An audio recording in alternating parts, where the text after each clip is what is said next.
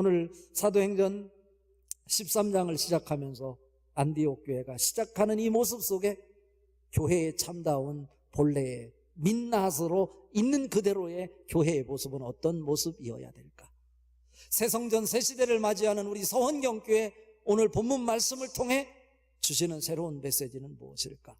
오늘 말씀을 통해서 낮 12시 내가 이 모양 저 모양으로 내 그림자를 만들어가고 있는 이 상황 속에서 하나님은 그림자가 아닌 너의 실체, 그림자와 그 실물이 하나가 되어 그림자가 보이지 않는 그 상황으로서의 교회의 본래의 모습을 나에게 보여줄 수는 없겠느냐 라고 하는 하나님의 이 물음 앞에 오늘 본문 말씀을 통해 그 답변을 시도해 보려고 하는 것입니다. 이 말씀이 여러분에게 새 성전 새 시대의 새로운 첫 신앙을 회복하는 새로운 사명의 모습으로 다시 태어날 수 있는 축복의 말씀 될 수 있기를 간절히 소망합니다. 자, 그렇다면 오늘 말씀을 통해 하나님이 바라시는 민낯으로서의 참다운 교회의 모습, 어떤 교회일까? 첫 번째로 사람들의 생각을 초월하여 성령의 기름 부으심이 있어야 한다입니다. 그러니까 교회는요, 이 세상에 수많은 교회가 있는데 하나님이 바라시는 민낯으로 교회가 세워진 그 구체적인 그 근거는, 그 교회가 세워진 이유는, 교회가 존재하는 목적은 어디에 있냐면 성령의 기름 부으심이 있어야 교회이다 라고 하는 거예요.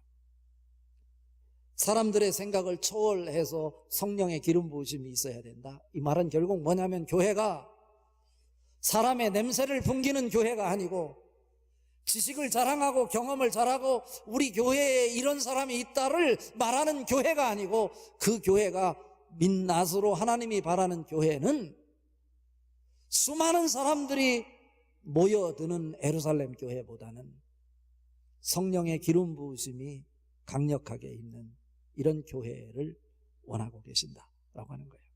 오늘 1절 말씀 같이 한번 읽어봅니다. 안디옥 교회에 선지자들과 교사들이 있으니 곧 바나바와 니게르라 하는 시므온과 구레네 사람 루기오와 분봉왕 헤롯의 젖동생 마나엔과 및 사울이라. 예루살렘 교회가 부흥했어요. 베드로가 성령 충만해서 설교할 때 하루에 3,000명씩 회개하고 돌아왔다고 그랬어요. 그곳에 있었던 성도들이 더 이상 예루살렘에 남지 못하고 사마리아 그리고 또 다른 지역으로 다 흩어지게 만드셨어요. 이게 디아스포라 기독교인이라고 하는 것입니다. 그래서 새로 세운 교회가 안디옥 교회인데, 안디옥 교회의 지도자가 5명 있었다고 오늘 성경 1절에 기록하고 있어요. 이게 우리는 보통 바나바와 사울이 목회한 교회가 안디옥 교회라고 말하지만, 바나바와 사울이 목회한 교회라기보다는 5명의 영적 지도자가 이끌었던 교회다. 그리고 5명의 지도자가 누군지 구체적으로 오늘 1절 말씀에서 말씀하고 있는데, 여기에서요, 첫 번째로 소개하고 있는 이 사람들 5사람 다 마찬가지지만 뭐라고 얘기하냐면 선지자와 교사로 세웠으니 라고 하면서 5명 이름을 거론하고 있어요. 여기서 선지자는 누구입니까? 선지자는 하나님의 말씀을 해석하여 하나님 말씀 속에서 하나님의 뜻을 찾아 백성들에게 전하고 가르치는 역할을 감당하는 자가 선지자 그리고 예언자라고 말하는 거예요.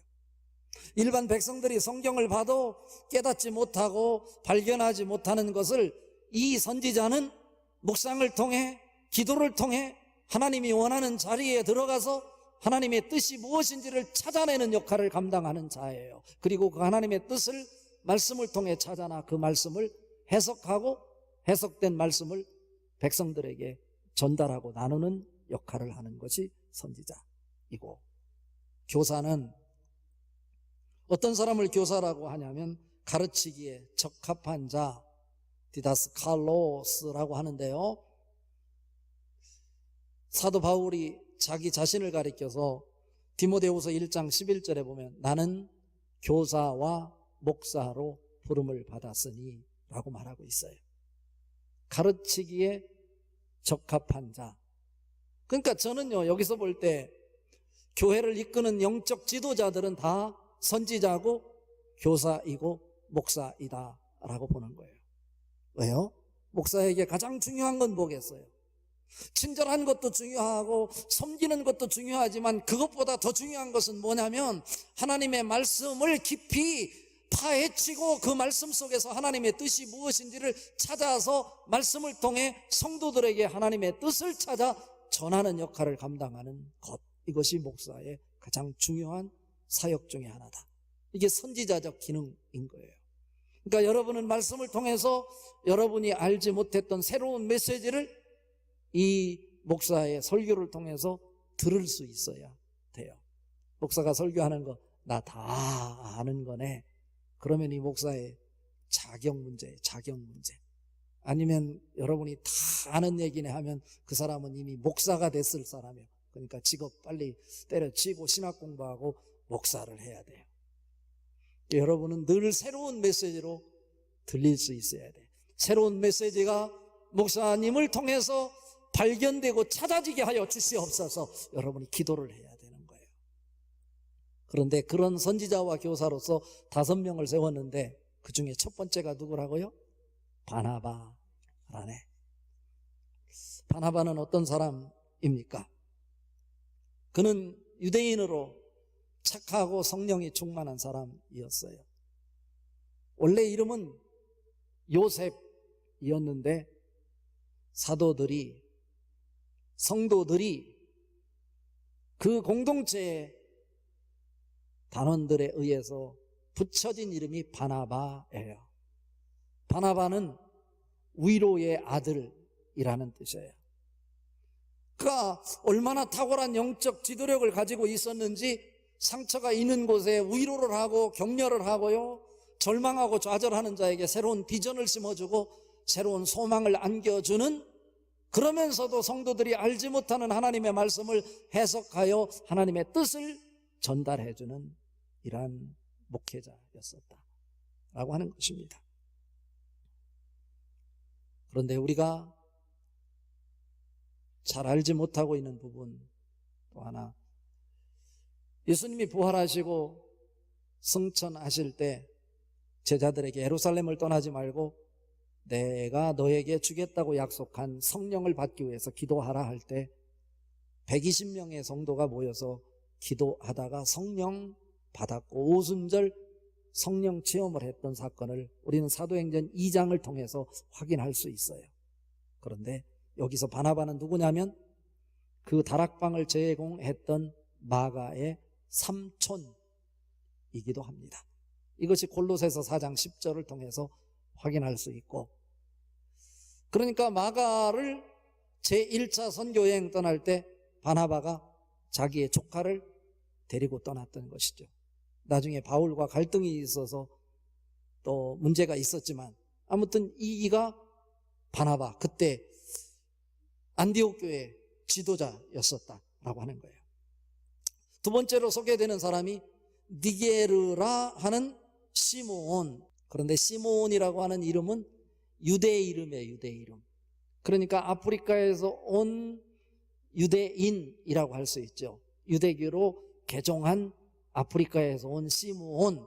그런데 학자들에 의하면 이 사람이 누구일 확률이 높냐면 예수님이 골고다 언덕에 십자가를 짊어지고 대신 갔던 구레네 시몬일 수도 있겠다. 시므온, 시몬. 그렇잖아요. 자, 세 번째 또 등장하는 사람이 있어요. 세 번째는 구레네 사람 루기오라고 여기 소개하고 있어요. 이 사람은 스데반이 순교할 때 핍박을 받고 예루살렘에 머물러 있지 못하고 어디까지? 수리아 안디옥까지 가서 그곳에서 복음을 전하다가 안디옥 교회를 개척할 때 개척 멤버로 같이 참여하여 그 교회의 지도자가 된 영적 지도자가 바로 여기서 말하는 루기오, 구레네 사람 루기오라고 할 수 있어요.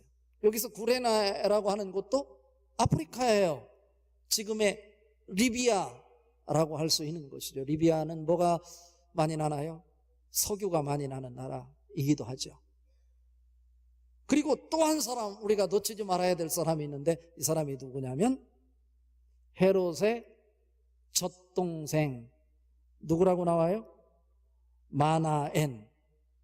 근데 여기서 말하는 헤롯은 누구냐면 헤롯 대왕의 아들이었고, 갈릴리와 베레아 지역을 BC 4년부터 AD 39년까지 이 분봉왕으로 통치했던 왕인데, 그 왕이 어떤 왕이었냐면 세례 요한의 목을 베어서 접시에 담아서 자기 딸에게 갖다 바쳤던 그 왕. 얼마나 악랄한 왕입니까? 예수님의 오심을 전하는데 사람의 목숨을 파리만도 못한처럼 여겨서 그냥 자기 딸 비유를 맞추기 위해서 이 세례 요한의 목을 베어서 접시에 담아서 갖다가 딸에게 바쳤던 이런 사람이 헤롯 안티파스라고 하는 거예요. 그 헤롯 안티파스의 젖동생. 여기서 젖동생이라고 하는 뜻은 뭐냐면 같은 엄마의 젖을 먹고 자란 사람이라는 뜻이에요. 그러니까 이 분위기로 봐서 헤롯 안티파스의 아마 늦둥이, 이게 우리로 말하면 늦둥이 형제가 아니었을까 이렇게 추측을 하는데요. 여기서 우리에게 주는 중요한 메시지가 하나가 있어요. 자기 형은 그렇게 악랄할지라도 자기 인생에 있어서 자기 신앙은 자기가 책임을 져야 된다라고 하는 이러한 것을 우리에게 암시하는 장면이라고 할 수 있겠어요. 그렇잖아요. 자, 자기의 생애를 신앙으로 이끌 책임이 우리에게 있다.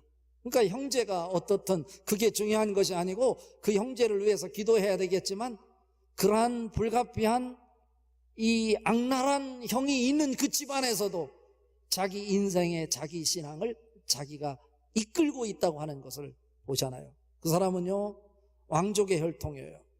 그렇지만 지금 형은 그런 자였지만 자기는 복음을 듣고 예수를 믿어 안디옥 교회의 지도자로 지금 사역을 감당하고 있는 이런 모습을 보여주고 있는 것입니다. 그리고 나중에 바울로 이름이 바뀌었던 사울이 오늘 소개가 되고 있잖아요. 여기서 또 하나 주목할 것이 있어요. 그것은 뭐냐면 이름 순서예요. 첫 번째가 누구예요? 바나바예요. 마지막이 누구예요? 사울이에요. 바나바는요 당시에 예루살렘 교회에서도 이름이 났던 사람이고요, 사울이 다메섹에서 예수님을 만나고 사도들을 만나러 갔을 때 사도들이 이 사울을 받아주지 않았어요. 왜? 기독교를 핍박했던 사람인데 저자가 개종을 했다고 하는데 우리는 믿을 수 없다. 그럴 때 사도들에게 이 사울을 보증 섰던 사람이 바나바예요. 안디옥교를 시작할 때도 그 유대인들에게 핍박을 당해서 더 이상 예루살렘에 머물지 못하고 자기 고향인 다소 지역에 가서 은신하고 있을 때 이 바나바가 직접 사울의 고향까지 찾아가서 사울을 데려오고 와서 이 안디옥 교회의 지도자로 함께 목회했던 자이기도 한 거예요. 그런데 왜 사울이 꽁지에 기록되고 있냐는 거예요. 바나바가 그를 인정하고 받아들이고 데려왔지만 여전히 안디옥 교회에서도 지금 사울은 미심쩍은 사람으로 지금 그냥 선뜻 받아들이기는 조금 뭔가 찜찜한 이런 상태에 놓여 있는 상황이었다라고 이해를 하면 좋겠어요. 그런데 오늘 본문에서 이 5명 중에 첫 번째와 꽁지에 있는 사울을 구별하여 그들에게 안수하여 선교사로 파송하는 장면이 오늘 소개가 되고 있고요.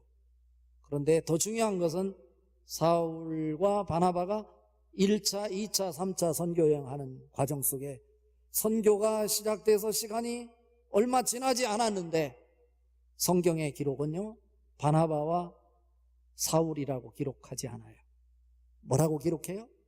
바울과 바나바라고 기록해요.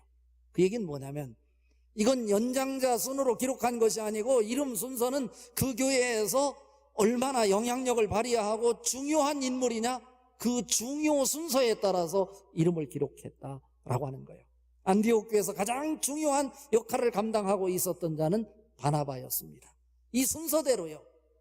그런데 오늘 말씀을 통해서 여러분에게 전달하고 싶은 하나님의 마음은 뭐냐면, 사람들의 생각을 초월하여 성령의 기름 부으심이 있어야 한다 였잖아요. 이렇게 순서가 매겨져 있었는데 결국 하나님께서는 그 순서를 바꾸시더라, 이런 말씀이에요. 그건 누가 하시는 거예요? 성령이 하시는 거예요. 우리 교회도 마찬가지예요. 내가 누구보다 잘났다, 내가 이런 재능이 있다, 그게 중요한 것이 아닐 수 있겠다는 거예요.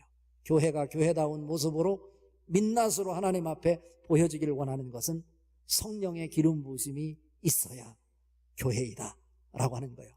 우리 서원경교회는 예배할 때마다, 여러분이 이곳에 와서 머리 숙일 때마다 성령의 기름 부으심이 경험될 수 있기를 바랍니다.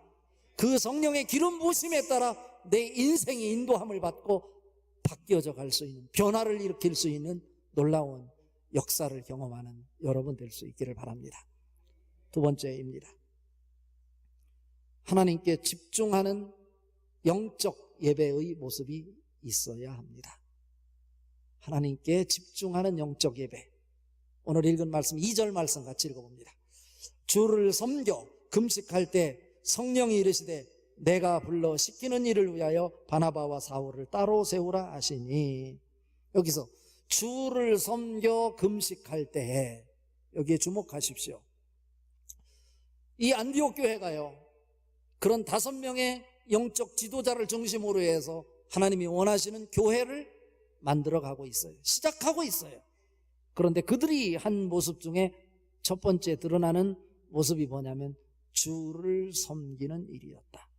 그런데 여기서 주를 섬긴다고 할 때 그냥 우리 말로는 주를 섬기는 이 봉사처럼 느껴지지만, 헬라어 원어 성경에 보면 뭐라고 표현하고 있냐면 레이투르게오라고 표현을 해서 섬긴다라고 하는 말을 예배한다라고 하는 단어를 쓰고 있다라고 하는 거예요. 영어 표기도 예배한다, 서비스라고 그러잖아요. 그리고 봉사한다, 이것도 서비스예요. 그런데 이 예배는 두 가지가 다 담겨 있는 거예요.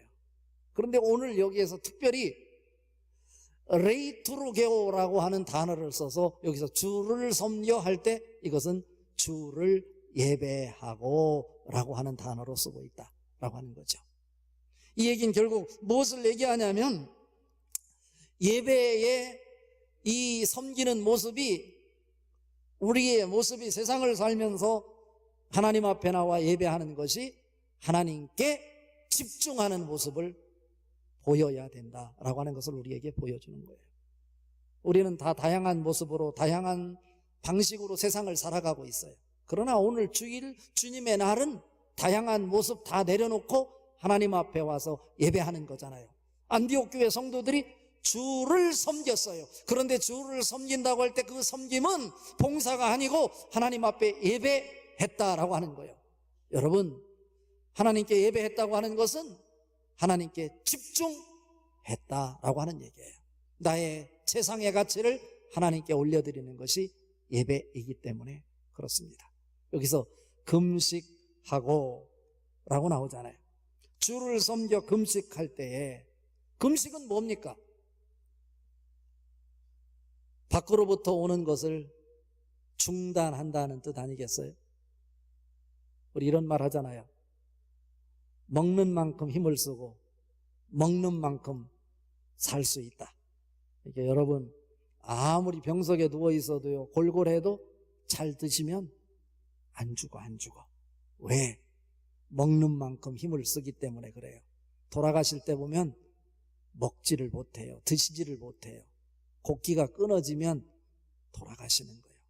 그런데 여기서 우리가 살아가는 것이 외부로부터 들어오는 것으로 내가 먹는 만큼 힘을 쓰고 먹는 만큼 살 수 있다고 하는 이 논리 속에서 안디옥 교회 성도들이 한 것이 뭡니까?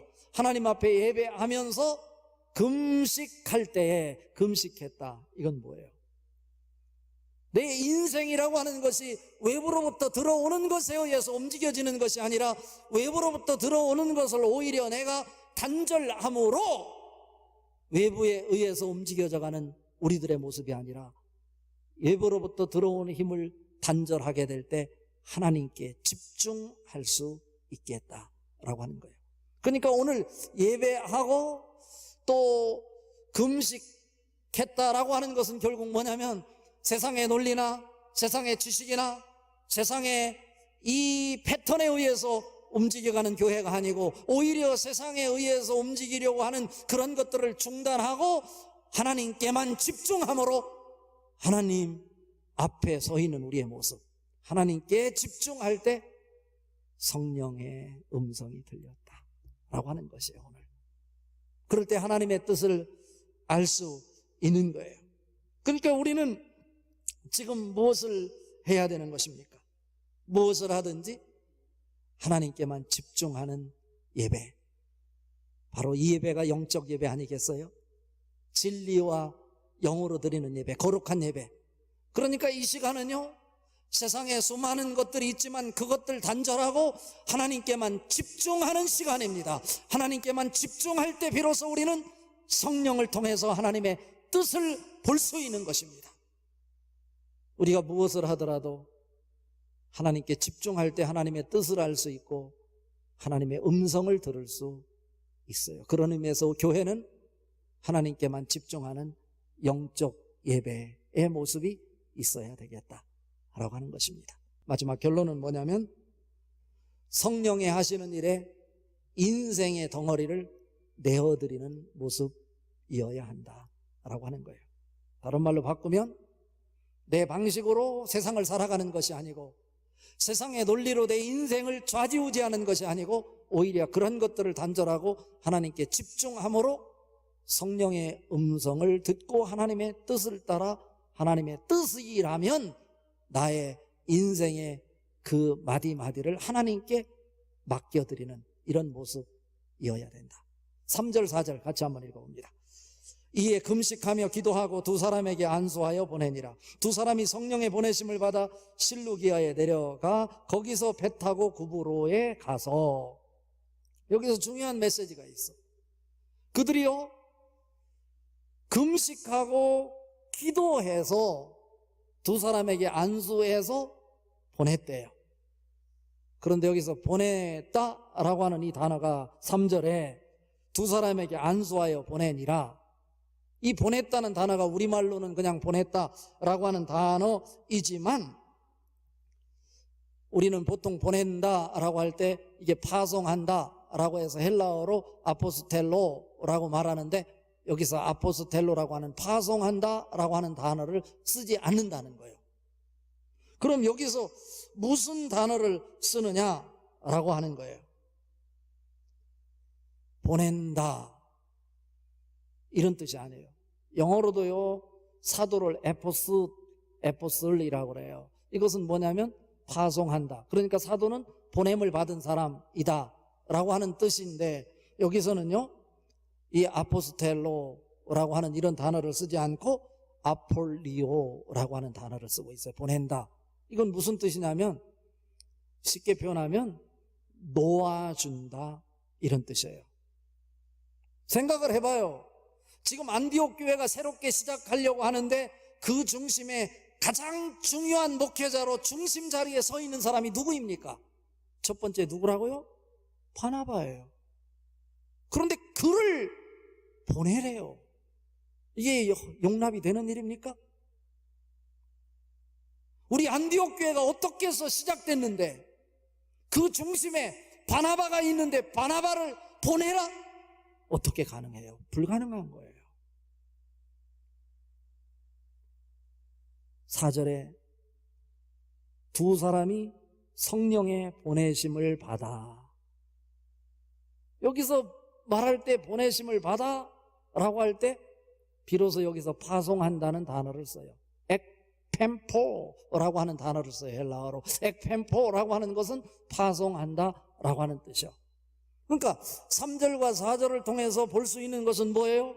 안디옥 교회가 할 수 있는 것은 우리말로는 보낸다고 표현했지만 그건 보내는 것이 아니고 그들은 금식하고 기도하여 성령의 음성을 듣고 하나님의 뜻을 발견함으로 아하, 이것이 하나님 뜻이구나. 우리는 바나바를 붙잡고 있어야 우리 교회가 성장하고 건강한 교회로 세워질 거라고 생각했는데 오히려 바나바를 보내는 것이 하나님의 뜻이구나. 그럴 때 뭐 하는 거예요? 놓아주는 거예요.